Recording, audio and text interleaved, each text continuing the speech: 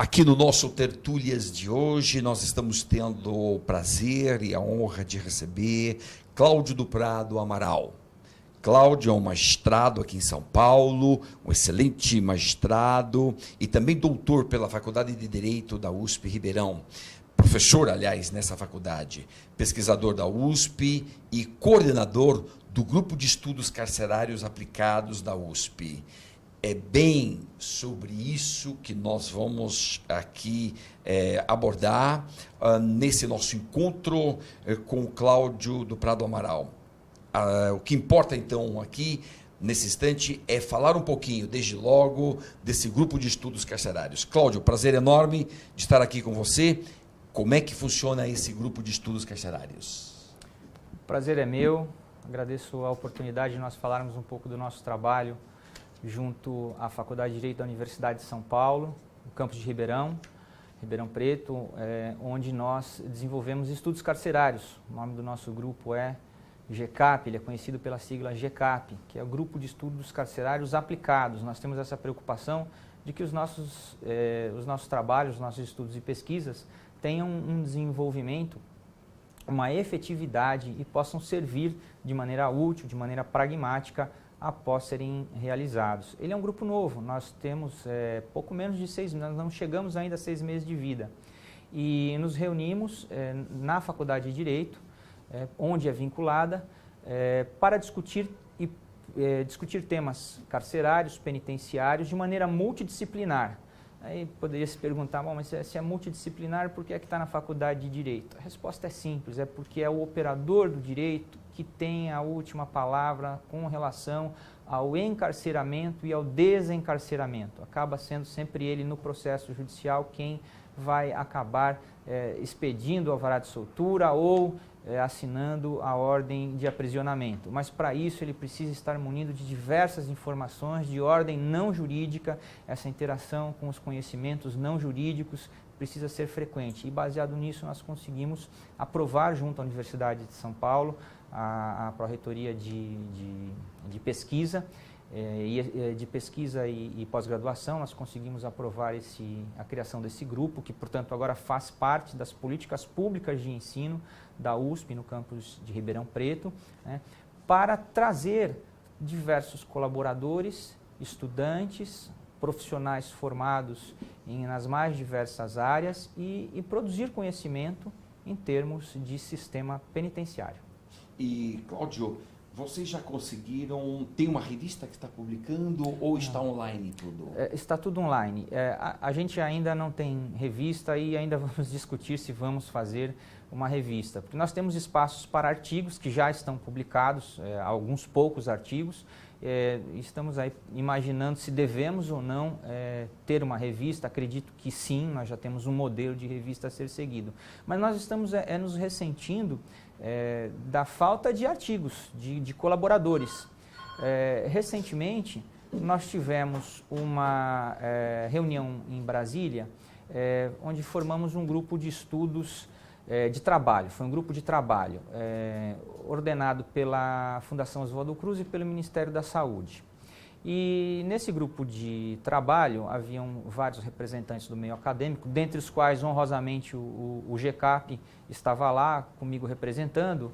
E nós, num levantamento preliminar, sem muitas pretensões, o professor Fernando, da Universidade Federal de Minas Gerais, em Belo Horizonte, exatamente, nos trouxe a informação de que ele havia levantado 600 teses, mais de 600 teses e dissertações sobre o sistema prisional, a maioria, obviamente, oriundas do direito, mas várias outras da nutrição, da medicina, da psicologia, da pedagogia. E se existe uma produção tão grande assim, nós começamos a imaginar no GCAP, mas o que é que está acontecendo que nós não estamos contando com um número suficiente de artigos ou mesmo monografias que nos sejam enviadas, porque nós estamos nos ressentindo da colaboração das pessoas em produzir conhecimento para publicar conosco. Nós temos um corpo editorial, um conselho editorial que analisa todo o material que chega, é um conselho muito competente. Temos um professor doutor em Sociologia pela Unicamp, 3 professores da USP, 4 contando comigo, né? E nós então convidamos aqueles que forem interessados em contribuir de alguma forma, que nos enviem, né, pelo nosso site, que depois a gente já menciona, né? Qual é o site, Cláudio? É o www.gcap, se escreve G-E, C de casa, A de amor, P de pato, gcap.direitorp.usp.br.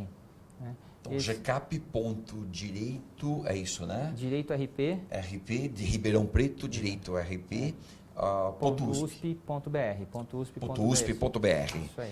Bacana, bacana. Então fica aqui desde logo, Cláudio, um convite para todo mundo que trabalha nessa área de estudos carcerários, na área do sistema penitenciário. Fica o convite já desde logo para contribuir, para trazer material, artigos e essas 600 teses.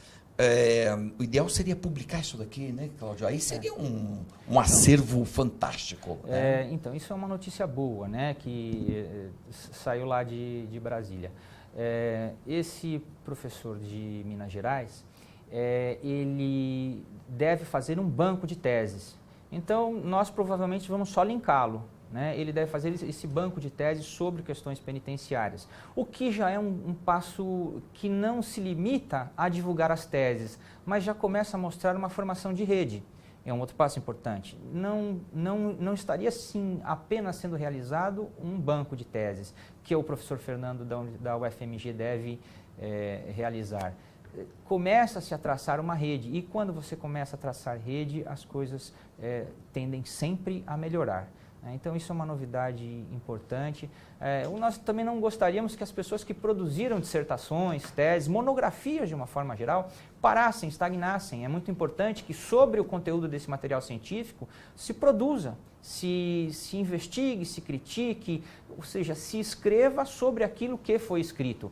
É o desenvolvimento de conteúdo, é a pós-tese, é a pós-monografia, que é muito profícua, que permite conclusões as mais diversas, saindo da limitação daquele conteúdo. Às vezes o autor quis escrever muito mais do que inseriu naquele seu trabalho. Cláudio, recentemente o ministro da Justiça, José Eduardo Cardoso, ele disse que preferiria morrer a cumprir penas no sistema brasileiro, no sistema penal brasileiro. De fato, ele não trouxe novidade, essa declaração dele não é nova, sempre foi assim o sistema prisional brasileiro. Então, a minha pergunta, o que o grupo de estudos de vocês já pensou em termos de tentar viabilizar esse sistema penitenciário? O que se poderia fazer? Por onde começar, Cláudio? Isso, felizmente, já é uma ação que nós estamos desenvolvendo lá. Nós estamos conseguindo realizar isso no GCAP USP. Mas a gente não pode falar desse nosso trabalho sem antes mencionar essa afirmação do ministro, né? Eu acho que é fundamental, importantíssimo para um país como o Brasil ter um ministro que fala isso, né? Que fala que o sistema penitenciário brasileiro é medieval. Né? Enquanto se falava isso nas rodas acadêmicas, nos meios informais, outros tantos, né? Não havia esse ar de formalidade que foi dado pelo ministro da Justiça. Então, eu acho que é um marco essa afirmação pública, né? E deve-se, a partir daí, trabalhar. E é o que a gente vem fazendo e vem tentando realizar no GCAP. De que forma? Primeiro, nós estudamos os chamados mecanismos de compensação na execução penal. Nós temos vários manuais, obras de execução penal, de lei de execução penal, mas torna-se necessário explorar algo que vai além da lei de execução penal, que não está previsto com todas as letras. Está escrito lá na lei de execução penal que sempre que houver uma irregularidade no cumprimento da pena, instaura-se um incidente chamado desvio de execução. É preciso ir além do desvio de execução. É preciso entender que aquilo se trata de um mecanismo de compensação para déficits no cumprimento da pena. Então, se o indivíduo preso, se a pessoa presa está com um agravo severo à saúde e ela não está recebendo atenção à saúde necessária enquanto custodiada pelo Estado, é necessário aplicar um mecanismo de compensação, que é algo que é inerente à ciência do direito. A gente aprende isso já no começo da faculdade de Direito e está presente em todos os ramos e cadeiras jurídicas. Se você bate no carro de alguém, você tem que pagar o prejuízo que você causou ao carro alheio. Você tem que indenizá-lo, você tem que compensar aquilo que você fez. A mesma lógica se aplica na Lei de Execução Penal. Ela foi concebida para um sistema chamado progressivo, onde a pessoa presa vai do sistema fechado, passa para o semiaberto até o aberto, né? Quando isso não é observado, quando não existem vagas no semiaberto ou quando existe uma deficiência severa em alimentação, saúde, que não está sendo resolvida pelo sistema, é preciso aplicar um mecanismo de compensação, seja progredindo direto para o regime aberto, seja concedendo o livramento condicional antecipado, o indulto humanitário, sei lá, isso é problema da política penitenciária, mas que tem que ser resolvido através de um mecanismo de compensação, tem que ser resolvido. E isso nós estudamos no grupo de estudos carcerários aplicados da USP. Isso. E, Cláudio, uma coisa. Você tocou aí num ponto hoje nevrálgico no nosso país, dentre tantos outros. A questão do sistema progressivo. O sistema progressivo desenhado em 84, seja no Código Penal, seja na LEP, é um sistema progressivo romântico, humanitário. Imaginava-se que isso tudo fosse acontecer. E depois, sabe-se que o Executivo acabou não construindo as colônias agrícolas, nem colônias industriais, muito menos casas do albergado. Uma ou outra existe no país, uma ou outra. A grande maioria não tem. Vale a pena insistir nesse sistema progressivo ou valeria a pena a gente reinventar tudo isso e refazer tudo isso? Obrigado pela pergunta, Luiz Flávio. Eu acho que você está fazendo uma pergunta, acho que todo mundo gostaria de saber o que se faz, né? Mas eu não tenho dúvidas que o sistema progressivo hoje, ele é o que há de melhor no cumprimento de pena. Como ele foi concebido e veio a nós a partir de 84, é resultado de mais ou menos 40, 50 anos de atraso, porque ele já foi concebido, a ciência penitenciária, ela já concebia um sistema progressivo em fins do século XIX e início do século XX. Né? Em 1930, nós tivemos o primeiro Congresso Internacional de Penitenciarismo. Né? Ou seja, isso tudo em 1930, já estava sedimentado nos conhecimentos do direito penitenciário, da ciência penitenciária. Nós só começamos a ter isso em 1984. Por quê? Porque a gente não teve tempo aqui no Brasil. Nós passamos por momentos políticos tão delicados, desde o Estado Novo de Getúlio Vargas até a década de 60, com a nossa ditadura, que só começou a haver algum espaço na Comissão Teotônio Vilela, em fins da década de 70, que deu espaço, por sua vez, ao advento da Lei de 84, a LEP. Né? E aí nós conseguimos trazer para dentro do Brasil, muito antes da Constituição de 88, um sistema progressivo, de fato, tratando principalmente, eu acho que essa é a questão, Luiz Flávio, tratando principalmente o preso como sujeito de direitos. Porque até então nós não tínhamos esse status jurídicos reconhecido de maneira efetiva, clara e aberta. O preso é sujeito de direitos. Né? Não é para você chamar o preso na sua casa para tomar chá com ele, ninguém está te exigindo isso, mas que você o olhe como pessoa, como ser humano. Isso já vinha sendo traçado há muitas décadas no mundo todo. Aqui no Brasil a gente não teve tempo, então a lição para a gente é nova. Eu não tenho dúvidas que é o melhor sistema que tem. O problema é, como nós não conseguimos cumprir a lei de execução penal, o que fazer? E eu volto na mesma tecla. Sistemas de compensação, mecanismos de compensação no cumprimento de pena. Mecanismos de compensação, ok, do ponto de vista da justiça, você busca um instrumento que te traga justiça.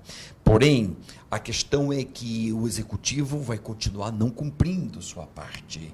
porque não vai construindo o que tem que construir, desrespeita todos os direitos das pessoas e, portanto, eu quero insistir nesse tema. Nós vamos prosseguir, Cláudio, agora no segundo bloco. Vamos voltar a esse assunto, insistir, para saber que saída que nós poderíamos estar trabalhando e, sobretudo, a questão da ressocialização, se a pena efetivamente está cumprindo esse papel e se não está, qual outro papel que poderia estar cumprindo.